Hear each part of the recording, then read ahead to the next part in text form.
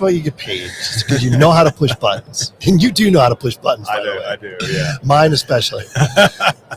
Man, okay, this might be the last one of the day. It might be the last one. We're going to wrap it up on a high note. I'm excited. It's been a long one. Yeah, it's been a great day, and I'm really excited about this is going to be great. So real quick, if you guys would, self-introduction, just give us your name, who you're with, and what you do. Sure. I'm Adam Long at SAM. Mm-hmm. Been there for 13 years, and I'm a professional engineer and a professional surveyor. Nice.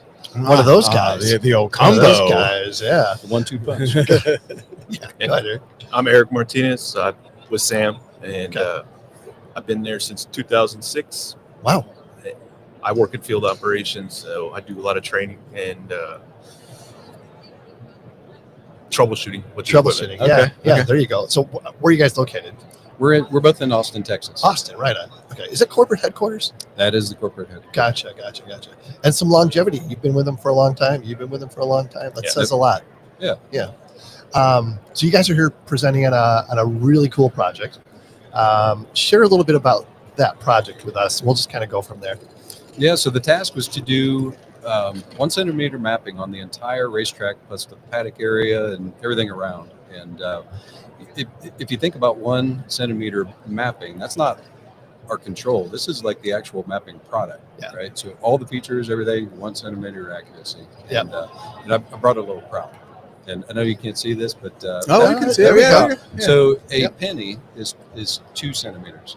So a radius of a penny is what we had to keep all of our mapping features under. That's amazing. So, and how extensive is? I mean, how many miles are we, or how many? So what's the kind of the area we're talking about here? The dimension I know the best is a diagonal dimension. It was about 4,000 feet across the diagonal of the project. Oh, okay, got it. Yeah. Do you know the total? I do not know the length. I think it was. I'd be wrong. Yeah. So how did you guys achieve that? That's a huge task. Yeah, I mean, it was all back to the fundamentals. I mean, it's all surveying, and in order to meet this 1 centimeter mapping product, you typically look at your error in the mapping product, and your control would be at least half that, right? Mm-hmm. And so we had to figure out, how do we do this control at in a 5 millimeter level measurement. Yeah. And so we really bridged back to the fundamentals. We used GPS receivers. It really combined it first. We used GPS, fast static work. We did terrestrial measure rounds using Trimble terminology. Sure. And then we did digital levels across every single point. So 130 control points. Wow. And it really laid it out in a roadway. It's difficult to you always have to keep network geometry in play, and that specifically means, hey, look, we're going to do this ladder system of control all the way down the roadway and then all the way around the track. And so not just these 180-degree traverses, this is actual 90-degree angles on all of our traverses as best we can. Wow, that's huge. And so how long did it take you guys to do this? So that's where Eric steps in. So he spent a lot of time here in Las Vegas, and so he's got the best stories about Las Vegas. Yeah, there's got to be some good stories about this. I was here for about a month with the 3 crews that we had out here. So it took about a month. Yeah, and was that a mobile LiDAR exercise? So we did everything. We did did an aircraft, right? Manned aircraft. Yep. Did the entire site with the aircraft. We did mobile mapping through all the roadway areas. Yeah. And then as we were doing the traversing, we also did terrestrial scanning as well. Yeah. My goodness, how did you manage all those data sets? It was kind of funny because Nate, who wasn't able to be here, he actually processed the data in TBC, and we specifically kept the point cloud information aside as we're doing the network adjustment on everything, because it was just too much to deal with. Yeah. So, wow. So back to the field exercise. What were some of the challenges being out here for that month that you ran into along the way? Well, there's a lot of foot traffic on Las Vegas Boulevard, so we tried to stay off of the boulevard until last. We saved Las Vegas Boulevard for last, and then getting up early in the morning. So people are going to sleep at 4 o'clock in the morning. We're starting because come 2 p.m. Sure. you can't run a traverse down the street. No way. Oh, sure. No way. Did you get any people asleep on the sidewalk to a centimeter sure. accuracy, or I can only imagine some of the things you picked up. or did you find anything in the data set that you were surprised about? I actually didn't see the data set, anything like that in the data set, but.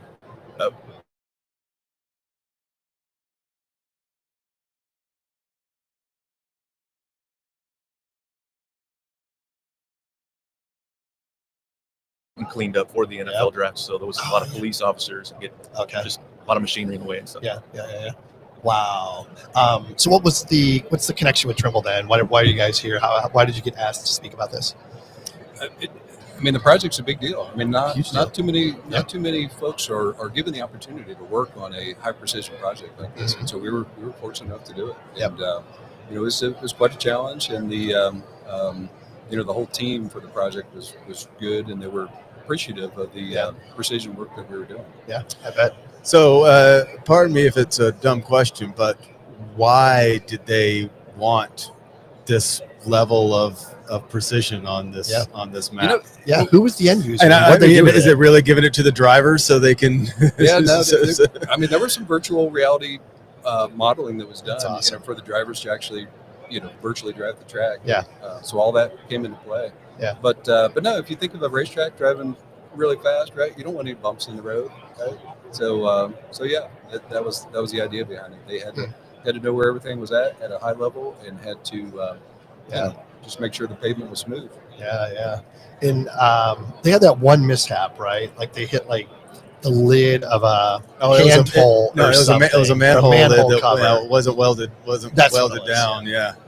Yeah, and I did see that video, and the engineer in me says, you know what, that was not a manhole. A manhole's a much bigger lid than that. It had to have been some sort of valve cover, some or sort something. of valve cover, Yeah, or something a little smaller. And so the engineers and surveyors would get that, but the news folks would not pick that up. Yeah. And I'd be shocked if that would lift up a manhole cover. I mean, there's a lot of force in. Things are going fast, They're going fast. There's a lot of what is that Bernoulli principle where you got something to that effect. Yeah. So why was the project rewarding for you guys? I'd say just the challenge of the whole thing, and this is one of those we seem to get more of these projects as we progress, but there's not too many surveyors get to work on a really cool project like this. Great. So, and when you were going into it, were you confident that you could deliver what they were asking for, or were there some question marks along the way? Yeah, a little fun fact for me, I'm an adjunct professor at Austin Community College, and so I teach survey. And so all this all made sense, right? Yeah. But then you get the pucker factor of actually having to do it. Absolutely. Well, that's where Eric comes in. Exactly. Yeah, you need experienced field crews to help you. I was nervous before we flew out because I bet it got up to that point, and I was like, all right, well, it's go time now. And it's not like one of those projects where you could say, sorry, we got to go out for another month. And I mean, it has a hard deadline, I'm sure. It was a hard deadline, and the precisions needed to be there, and everything just had to fall in play. And our aerial folks are waiting for us. Hey, we need the control to finish this processing of this data. How many control points did you say? It's about 130, 136. That's incredible. And I like the fact that you said early on in the conversation that just took it back to basics, right? Brought it back to the basics.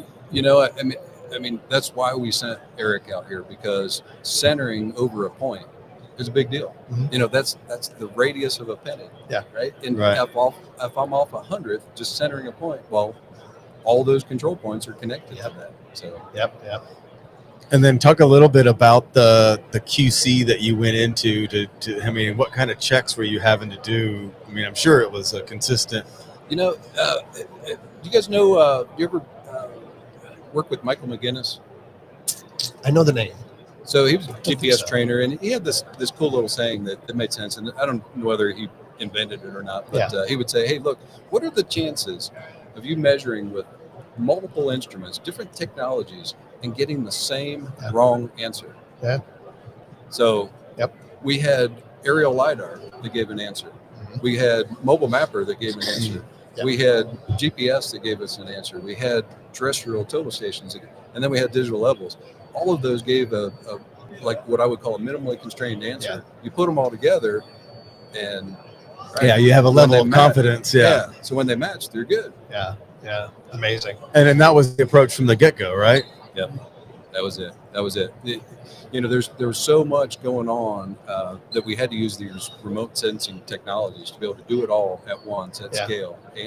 And the biggest challenge was from the client was, hey, we need quick turnarounds. Right. Well, the only way we can do that is mass data collection. Put it all together, do it all right the first time, and then you've got a greater chance to succeed. Yeah. So I don't know if you can share this, but who was the client? Was it like the city of Las Vegas? Was it F1? Who really was the end user? So we were working directly for Kinley Horn. Oh, okay. Kinley Horn, the engineer, and they were working for I forget the name of the company that was a racetrack designer. Okay. But, And talk a little bit, if you can, about the final deliverable. You've got a bunch of different data sets. Yep. And how did you prove to them, one, that you covered it all, and two, that you met the requirements? So it was all a Autodesk Civil 3D deliverable, and so that container, right? So there's more modern ways to do this, and Autodesk has more modern ways to deliver it, but they wanted a civil 3D deliverable, and so all that was put into that file format. Amazing. Wow. Amazing. So Eric, what was your biggest takeaway from working on a project like this?